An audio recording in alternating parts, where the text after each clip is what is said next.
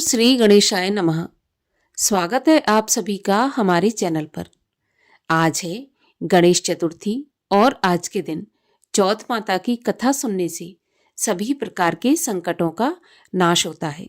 तो अगर आपने व्रत किया है तो अत्यंत श्रेष्ठ है, अगर व्रत नहीं भी किया तो भी कथा अवश्य सुननी चाहिए।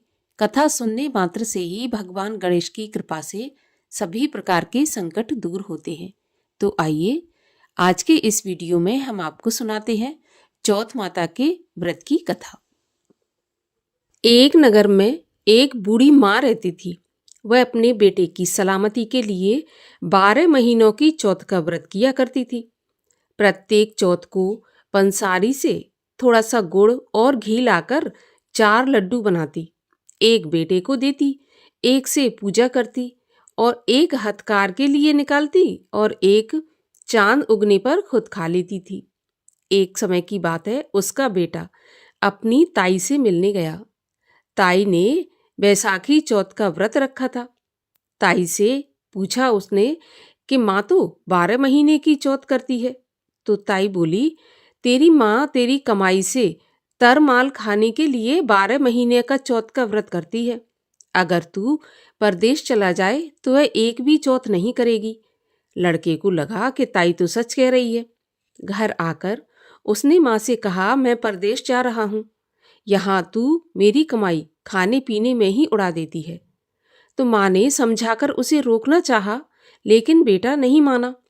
तो माँ ने उसे साथ ले जाने के लिए चौथ माता की आंखें दी और कहा कि मुसीबत में ये आंखें तेरी मदद करेंगी।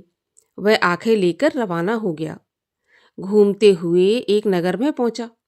उसने देखा कि एक बूढ़ी माँ जो रोती जा रही थी और पुआ बनाती जा रही थी।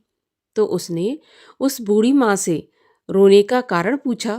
तो वह बूढ़ी माँ बोली कि बेटा, इस नगर की एक पहाड़ी पर एक राक्षस रहता है। पहले वह नगर में आकर कई लोगों को खाने के लिए मार देता था। अब राजा हर घर से एक आदमी उस दैत्य के पास भेजता है और आज मेरे बेटे की बारी है, इसलिए मैं रो रही हूँ और उसी के लिए पुए बना रही हूँ। वह बोला, तू पुए मुझे खिला दे, तेरे बेटे की जगह मैं चला जाता हूँ। बूढ़ी माँ ने खीर पुए उसे खिला दिए और वह खा पी कर सो गया। रात को राजा के सैनिक आए तो बूढ़ी माँ ने उसी को भेज दिया। दैत्य के सामने पहुंचने पर उसने चौथ माता के आंखें दैत्य की तरफ फेंककर कहा कि हे चौथ माता, यदि मेरी माँ मेरी सलामती के लिए व्रत करती है तो दैत्य का सिर कटकर गिर जाए। तुरंत ही दैत्य का सिर कट गया। लड़का वापस आ गया। राजा ने उसे उपहार देकर विदा किया। चलते हुए एक दूसरे राजा के नगर में पहुंचा। इस राज्य में आवा तभी पकता था जब एक इंसान की बलि दी जाती थी। सिपाहियों ने उसे पकड़कर अवे में चुन दिया। लड़के ने आंखें अवे में डाले और कहा, हे चौथ माता, यदि माँ मेरे लिए व्रत करती है तो ये अवा मेरी बलि लिए बिना ही पक जाए। और बस ऐसा कहते ही अवा तुरंत पक गया। अवे में से मिट्टी की जगह सोने चांदी के बर्तन निकले। अंदर से लड़का बोला, बर्तन धीरे धीरे निकालना, कहीं मुझे लग न जाए। राजा ने ये सुना तो उसे निकलवाया और पूछा कि इस अभी से तुम बच कैसे गए। तो लड़के ने बताया कि मेरी माँ चौथ का व्रत करती है और उसी व्रत के कारण वह बच गया। राजा को विश्वास नहीं हुआ। इसने एक चांदी की सुराही मंगवाई और कहा कि सुराही की नली से निकलकर दिखाओ, तभी मुझे विश्वास होगा। लड़के ने चौथ माता को याद करके आंखें सुराही में डाली और कहा कि हे माँ, मैं भंवरा बनूं और सुराही से निकल जाऊं। लड़का भंवरा बनकर सुराही से निकल गया। राजा ने खुश होकर राजकुमारी की शादी उसके साथ करवाई और सभी लोगों को चौथ माता का व्रत करने को कहा। तब उसे माँ की याद आई। उसने राजा के पास जाकर खुद के नगर जाने की इच्छा जाहिर की। राजा ने रथ, घोड़ा, हाथी और खूब सारा दान दहेज देकर उसे विदा किया। चौथ के दिन वह अपने नगर में पहुंचा। वह अकेला पंसारी के यहाँ माँ का इंतजार करने लगा। सोचा चौथ है तो माँ वहाँ जरूर आएगी। थोड़ी देर बाद लकड़ी टेकती हुई माँ आती दिखी तो बेटा माँ के चरणों में गिर पड़ा और कहा, माँ मैं तेरा बेटा हूँ, मुझे माफ़ कर दो। माँ ने उसे गले लगा लिया। लोग चौथ माता की जय जयकार करने लगे। उस नगर के सभी लोग चौथ माता का व्रत करने लगे। हे चौथ माता, जैसे बूढ़ी माँ और उसके बेटे की सहायता की वैसे हमारी भी करना, और जो भी यह कथा सुने या पढ़े उस पर भी आप अपनी कृपा करना। बोलो चौथ माता की जय। गणेश जी महाराज की जय। अब सुनिए गणेश जी की कथा। एक समय की बात है कि भगवान विष्णु का विवाह लक्ष्मी जी के साथ निश्चित हो गया। विवाह की तैयारियां होने लगी। सभी देवताओं को निमंत्रण भेजे गए, परंतु गणेश जी को निमंत्रण नहीं दिया।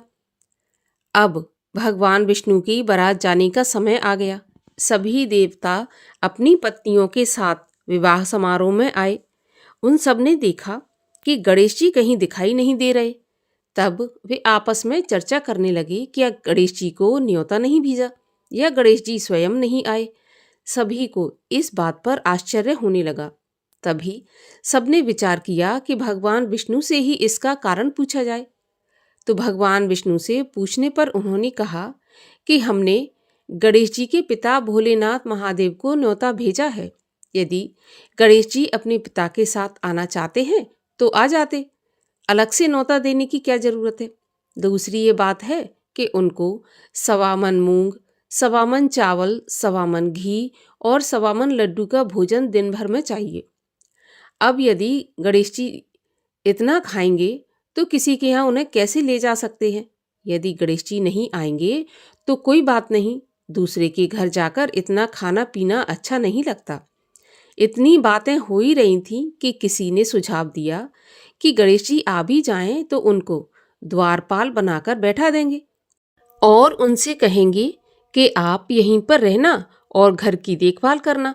आप तो चूहे पर बैठकर धीरे धीरे चलोगे तो बारात से बहुत पीछे रह जाओगे।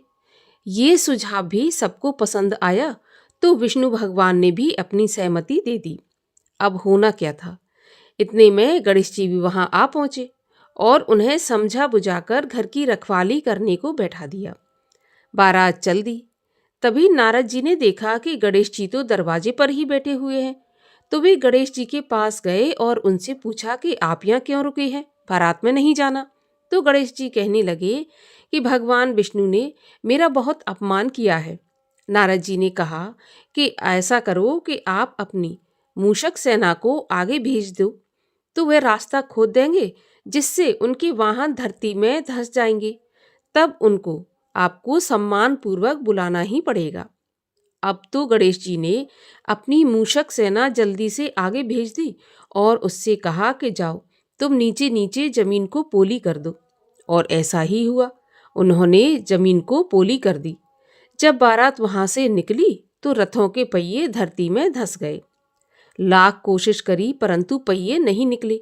सभी ने अपने अपने उपाय किए परंतु पहिए नहीं निकाल सकी, बल्कि जगह जगह से पहिए टूट गए। किसी की समझ में नहीं आ रहा था कि अब क्या किया जाए। तब नारद जी ने कहा कि आप लोगों ने गणेश जी का अपमान करके अच्छा नहीं किया। यदि उन्हें मनाकर लाया जाए तो आपका कार्य सिद्ध हो जाएगा। ये जो विघ्न आ रहे हैं ये इसी वजह से आ रहे हैं और ये संकट टल सकता है अगर आप गणेश जी को मना लें। तब शंकर भगवान ने अपने दूत नंदी को भेजा और वे गणेश जी को लेकर आए। गणेश जी का आदर सम्मान के साथ पूजन किया। तब कहीं रथ के पहिए निकले। अब रथ के पहिए निकल को गए परंतु वे टूट फूट गए थे। अब उन्हें सुधारे कौन। तो पास के खेत में ही एक खेती काम कर रहा था, उसे बुलाया गया। खाती अपना कार्य करने से पहले श्री गणेशाय नमः कहकर गणेश जी की वंदना मन ही मन करने लगा। बस देखते ही देखते खाती ने सभी पहियों को ठीक कर दिया।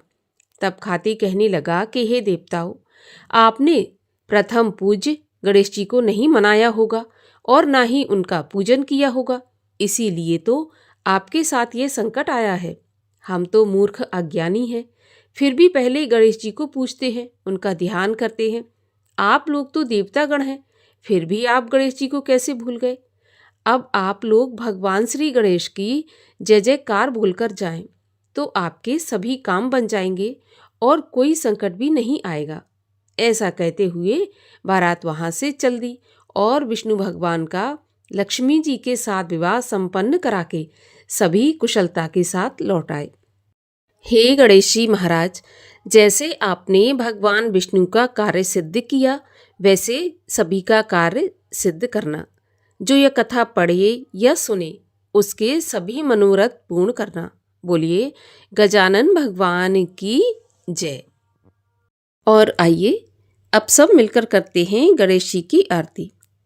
जय गणेश जय गणेश जय गणेश देवा, माता जाकी पार्वती पिता महादेवा।